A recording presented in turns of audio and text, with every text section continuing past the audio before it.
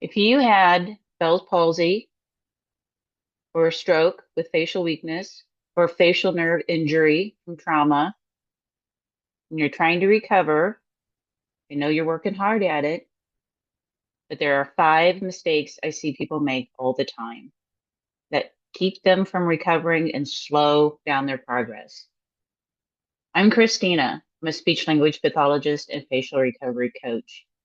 And this video goes over the five mistakes people make when they're trying to recover their smile after Bell's palsy or a stroke or other facial injury. So we will go through these one by one. The five mistakes that people make. One, overexercising. After facial nerve damage, it's natural to think if I work the muscles harder, they'll come back stronger, but that's not true. Facial recovery is not the same as strength training at the gym. Your face relies on precision and coordination, not force. When you overexercise, you increase the tension, you reinforce bad patterns. You may worsen synkinesis, which is where your face starts twitching, and you teach the brain to fire muscles too intensely. More reps does not mean better recovery. In fact, with facial retraining, smaller and more controlled movements are usually more effective than big, exaggerated ones. Recovery is about quality, not quantity. Mistake number two is ignoring synkinesis. If your eye closes when you smile, if your cheek tightens when you blink, if parts of your face move together when they shouldn't, that's synkinesis. And it's extremely common after nerve injury. But many people ignore it and just keep strengthening. Here's the issue. If you don't address synkinesis directly, you reinforce it. Your brain keeps wiring those muscles together, and that's not good. Synkinesis is not just tightness, it's a coordination problem, and it requires targeting the muscles retraining, not pushing through it. Mistake number three, using random YouTube exercises. And I say this in a very nice way with a lot of love. There's a lot of facial exercise online, but most of it is not designed for nerve injury recovery. Generic facial exercises may be too forceful. They may focus on symmetry without coordination. They may ignore the stage of healing. They overemphasize strengthening.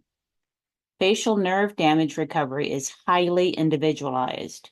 What helps one person at 2 weeks may not help someone at 8 months. Random exercises can accidentally reinforce misfiring patterns. That doesn't mean YouTube is bad. It's a very good thing. It just means that your recovery needs structure. Mistake number four, not giving your face feedback. This one is often overlooked. After nerve injury, your brain is missing part of the whole movement feedback loop. So your brain sends a message through the nerves to the muscles that tell them to move, to tell them to smile or blink. If you've had facial nerve injury after stroke or from Bell's palsy, that message only partially gets to the nerve, and the nerve usually sends feedback to the brain saying, oh, I moved this much. I need to move a little bit more. And the brain says, okay, let's move you a little bit more. And then it sends it back down. When there's damage, that feedback is missing. So the message stops. So since the brain is not getting the feedback as to where the muscle is, how it's moving, that type of thing, you have to give it feedback in another form. So a different form is visual. You look in the mirror. Whenever you do facial exercises, always, always, always look in the mirror. You need the visual feedback. You need something telling you what's going on so your brain can start making corrections. You can also use touch. Synkinesis, in particular, responds well to touch. If you want your face to smile and it's not, you can kind of help it a little bit, just real gently. And that gives it the idea, the brain's going, oh, okay, yeah, I need to go up there. You can also use video. You can videotape yourself. Um, a more immediate way to do it, though, is by looking in the mirror or with touch. It's mistake number 4. You got to give your brain feedback so it can make changes and process it, and you'll get good results that way. Mistake number 5 is waiting too long to shift your strategy. Many people have been told, just give it time. Everything heals in time. Well, that's not true. Early on, time is important. It may heal itself within a couple of weeks. But if it's been 6 months or a year, stop waiting. Start doing something. Because you know what happens when you do nothing? Nothing happens. There is no change. So recovery often requires a shift from strengthening to retraining, from big effort to refined control, from repetition to precision. The longer inefficient patterns repeat, the more automatic they become, and they become worse and worse. That doesn't mean it's too late, because it's not. But it does mean strategy matters. Doing random stuff isn't going to cut it.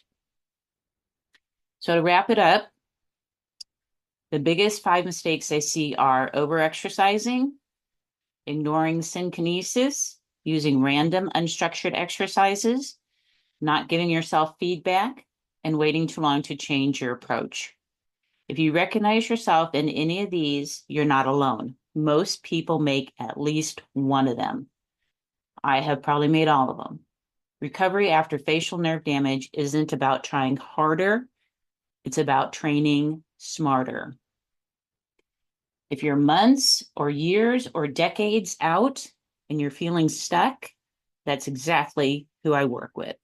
My program focuses on structured neuromuscular retraining, reducing synkinesis, and restoring more balance and natural movement, especially in chronic cases.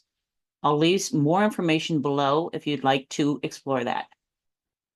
So in closing, if this was helpful, tell me, which of these mistakes surprised you the most? And how far out are you from your recovery?